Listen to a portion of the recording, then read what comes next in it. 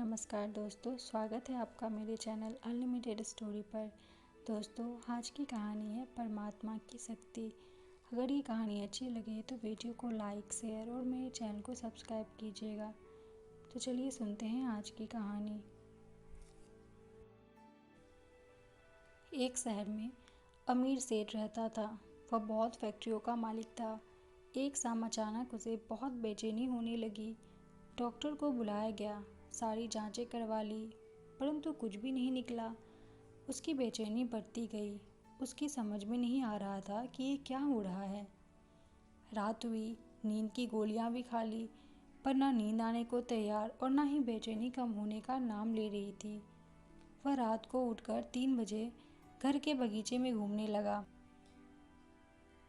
घूमते घूमते उसे लगा बाहर थोड़ा सुकून है, तो वह बाहर सड़क पर पैदल निकल पड़ा। चलते चलते हजारों विचार मन में चल रहे थे। अब वह घर से बहुत दूर निकल गया था और थकान की वजह से एक चबूतरे पर बैठ गया। उसे थोड़ी शांति मिली तो वह आराम से बैठ गया। इतने में एक कुत्ता आया और उसकी चप्पल उठाकर ले गया। सेठ ने देखा तो वह दूसरी चप्पल उठाकर कुत्ते के पीछे भागा। कुत्ता पास की बनी झुग्गी झोपड़ी में घुस गया। सेठ भी उसके पीछे पीछे था। सेठ को करीब आता देखकर कुत्ते ने चप्पल वहीं छोड़ दी और चला गया। सेठ ने राहत की सांस ली और अपनी चप्पल पहनने लगा।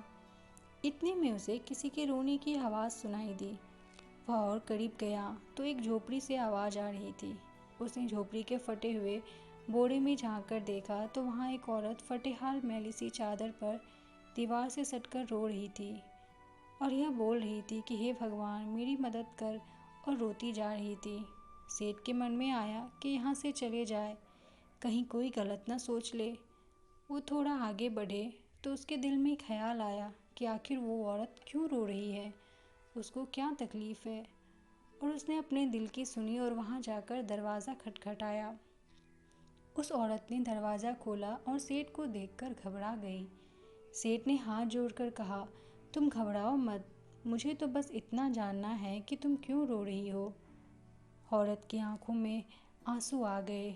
उसने पास ही गुदरी में लिपटी हुई 7-8 साल की बच्ची की ओर इशारा किया और रोते रोते कहने लगी कि मेरी बच्ची बहुत बीमार है, इसके इलाज में बहुत खर्चा आएगा। मैं तो घरों में जाकर झाड़ू पोछा करके जैसे तैसे हमारा पेट पालती हूँ, मैं इसका इलाज कैसे कराऊँ। सेठ ने कहा, तो किसी से मांग लो। इस पर औरत बोली, मैंने सबसे मांग कर देख लिया, खर्चा बहुत है, कोई भी देने को तैयार नहीं है। सेठ ने कहा, तो ऐसे रात में रोने से क्या मिल जाएगा।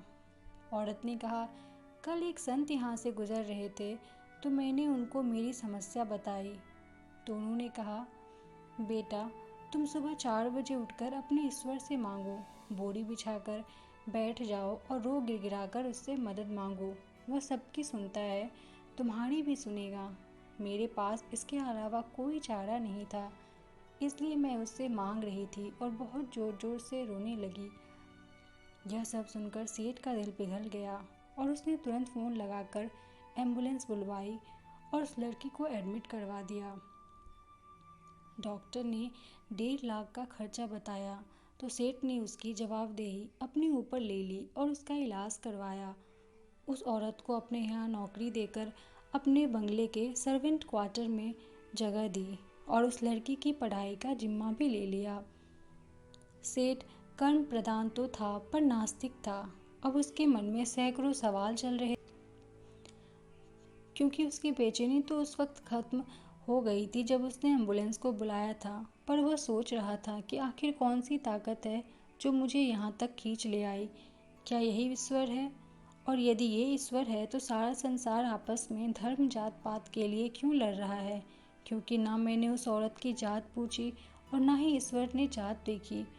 बस ईश्वर ने तो उसका दर्द देखा और मुझे इतना घुमाकर उस स्थान तक पहुंचा दिया। अब सेठ समझ चुका था कि कर्म के साथ सेवा भी जरूरी है, क्योंकि इतना सुकून उसे जीवन में कभी नहीं मिला था। तो दोस्तों, मानव और प्राणी मात्र की सेवा ही धर्म है और असली भक्ति है।